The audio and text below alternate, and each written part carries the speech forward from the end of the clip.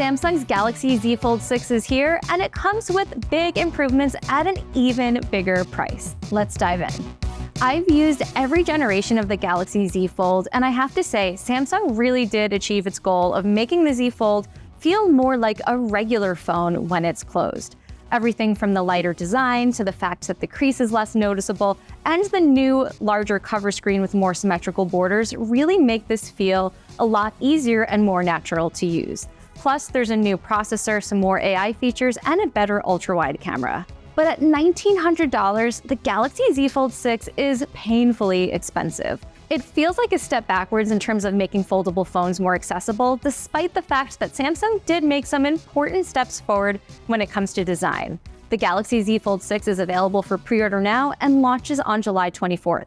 So my favorite thing about the Galaxy Z Fold 6 is its new design. I may sound like a broken record, but this thing is just so light compared to the previous generation. It really does kind of feel like a regular phone.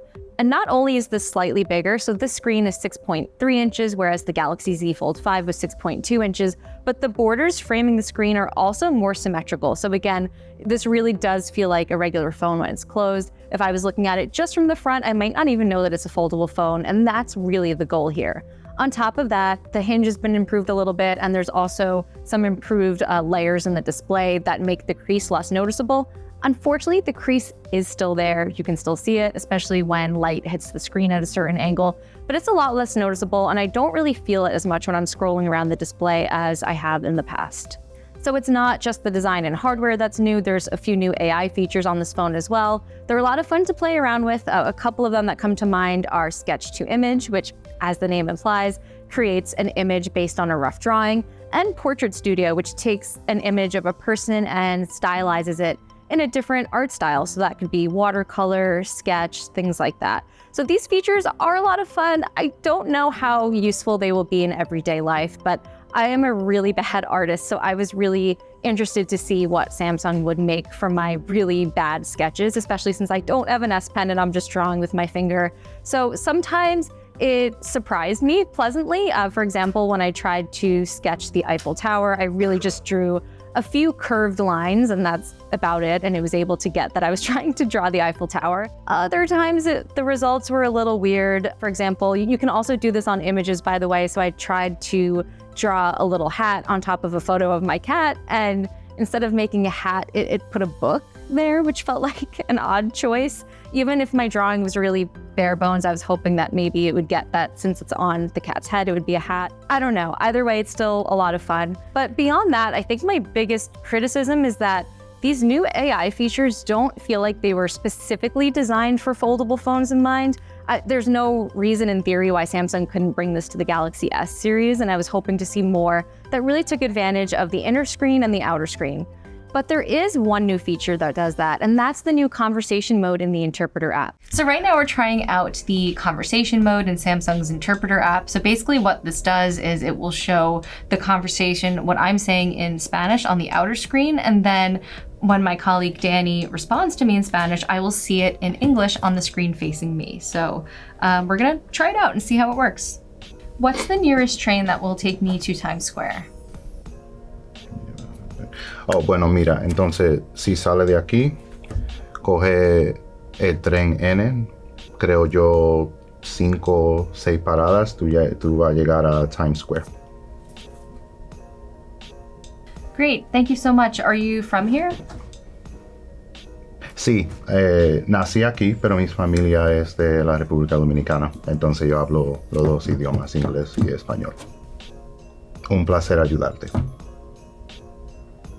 So what I'm seeing is a little bit of a mix of my actual words and his response. So it's a little bit hard to understand, and it doesn't look like all of it has actually been translated to English. So maybe this is just something that I have to get a feel for, but I do feel like the translation also wasn't as instantaneous as I expected it to be. So it took me a minute to respond to your initial question because I was waiting for the translation to catch up to what your first response was. I felt the same way waiting for the text to pop up on my side in Spanish. Right. The Galaxy Z Fold 6 has a 50 megapixel main camera, a 10 megapixel telephoto camera, and a 12 megapixel ultra-wide camera that's been updated with the new sensor that's better in low light scenarios. So for the most part, these are the same cameras as the ones on the Z Fold 5, except for that new sensor on the ultra-wide.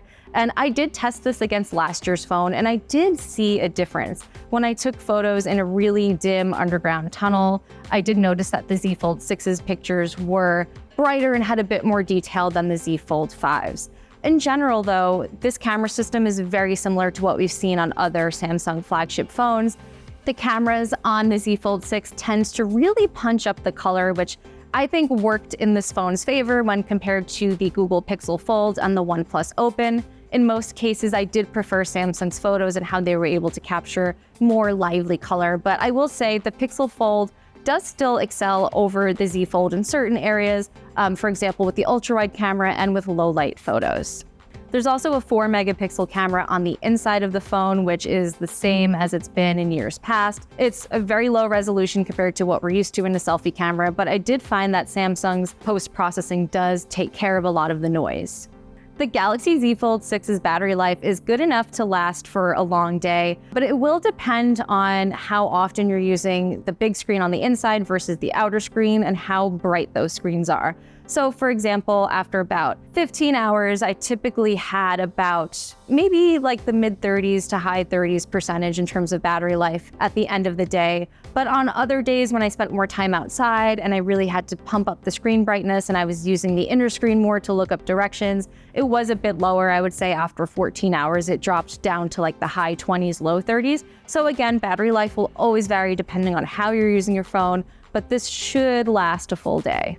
In terms of performance, the Galaxy Z Fold 6 runs on Qualcomm's Snapdragon 8 Gen 3 processor that's been optimized for Samsung's Galaxy phones. So that is the same processor that's in the Galaxy S24 series, which isn't a surprise. Samsung usually puts the latest generation chip in its new foldables. So far, performance has been pretty fast and smooth, whether I'm multitasking and using split screen mode, playing a game, processing edits to photos, things like that. I haven't noticed any lag, but again, that is to be expected for a phone of this price. So let me spell out exactly what I liked and didn't like about this phone. For one, I really love the new cover screen with the slightly larger display area and more symmetrical design. I also like that Samsung's providing 7 years of software updates for this phone, and the new ultra-wide camera also does live up to Samsung's promises. In terms of what I didn't like, that $100 price increase is really hard to swallow. Plus, there haven't been major improvements to battery life or charging speeds, and also a lot of these new AI features don't feel like they were specifically tailored to foldable phones. But for more details and my full thoughts on the Galaxy Z Fold 6, don't forget to check out my written review on CNET. Thanks for watching, and I'll see you next time.